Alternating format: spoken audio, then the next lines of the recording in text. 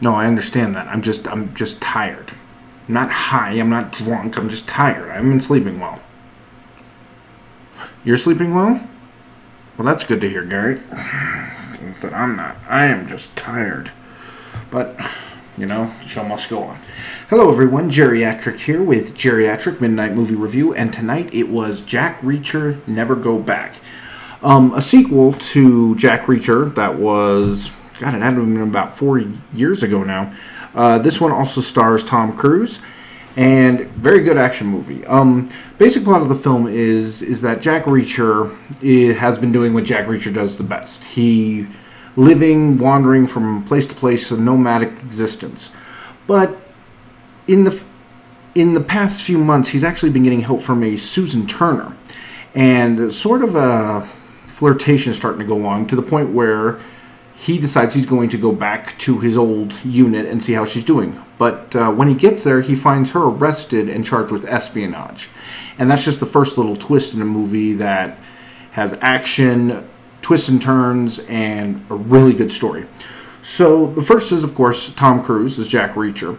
I do remember back when Jack Reacher, the first one, came out, that there was a lot of controversy about casting him in the role. But he's very good in this role. He's a very cold-blooded, funny guy who's willing to do whatever it takes to get the job done. The action sequences with him are just amazing. One of the things I like, and I think it really had to do a lot with the Bourne movies, is that the hero does get injured. It went in the fight scenes. It used to be, back in the old days, the old joke about villain shoots 50 shots, misses him, he fires one, and he gets him. And Tom Cruise plays this very well. We see a guy who is incredible in marksmanship and fighting, but feels the effects the next day. A lot of things I liked is after a fight, when we would see Jack, is that he's moving very stiffly. And that adds an air of realism to him. Kobe Smulders plays Susan Turner, who I always liked her in How I Met Your Mother, The Avengers. She plays Maria Hill, and she plays a very interesting role in that she has to play a woman who is part of the military, but also sometimes feels like it's not enough, that she has to do better. And she sometimes resents Jack for basically taking the lead. And it's a very good commentary because it shows in some fight scenes that she can take care of herself. And so there's a very interesting dynamic there. Patrick Hauser plays the main antagonist, who actually doesn't get a name. Yeah, think about it. Yeah, he never got a name, but he plays kind of the anti-Jack Reacher, a guy who's got a skill set but doesn't have his values. And he plays it very good as a villain who will go to a very dark place just to get Jack Reacher. One of the coolest things that I didn't know about it is Eldis Hodge is in it playing a military guy named Espen. You might remember him as the techno geek from Leverage, which I absolutely love Leverage. So it was really cool to see him in that role.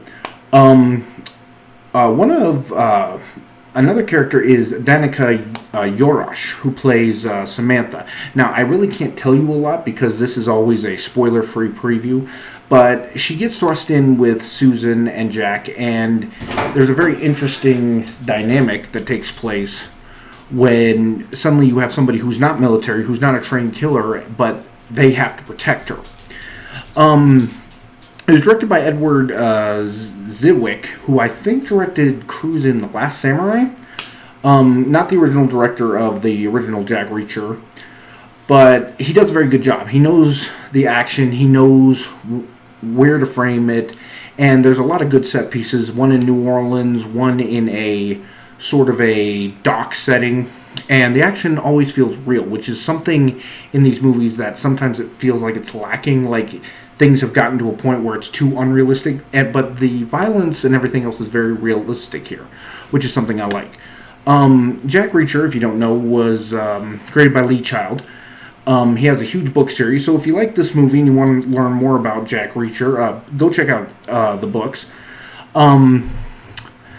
Yeah, this movie, very interesting. It was, it's just a really good time in the movie. There are issues that are brought up, but nothing very weighty. And it's really cool to try to figure out the mystery and figure out how Jack is going to get out of certain situations. Rated PG-13, which I was actually surprised with. Not because the movie should be rated R, but it's amazing how, with a well-written story and a very good director and a very talented cast of actors, you don't even realize that, hey, wait a minute, I'm not seeing the gore, I'm not seeing this. But yeah, it's a good time at the movies. I liked it. It really just shows you kind of how far Tom Cruise has gone, because, we had, back in the 80s, Top Gun, Cocktail, Risky Business, where Tom Cruise was everywhere. And then with the whole, marrying Katie Holmes, he kind of went off the radar, but much like with Mission Impossible now and the Jack Reacher movies, it just shows you that really Tom Cruise can act. He does a very credible job of making Jack Reacher feel like a hurricane. That if this guy's coming at you, you're in deep, deep trouble. So, PG-13 for violence. There's a little mild flirtation, but again, nothing really that bad. So yeah, I liked it. It's a good time at the movies, and actually I took Paintivity, and Paintivity hadn't even seen the first movie, and she wasn't lost. So if you want to see what Jack Reacher has to offer before you go back and see the old movie or get into the books, give this movie a try, because it was really, really, really good, actually. So this is Jerryactric for Jerryactric After Dark, reminding you, if you're not going to the movies, then what are you doing with your life? I'm tired, Gary. I am not... Go on. Yes, I know drugs are bad. Yes, I understand that. I agree 100%. Not on drugs. I'm not. I'm just tired. You folks out there, you've been tired, right? I mean, hell, you're staying up for this thing. So you're not sleeping. You're not getting your 8 hours. There's some very dangerous people involved. This review is going to be a little different. I am going to talk about the movie, and I'm going to say I liked it. But for very different reasons. First off, Ben Affleck.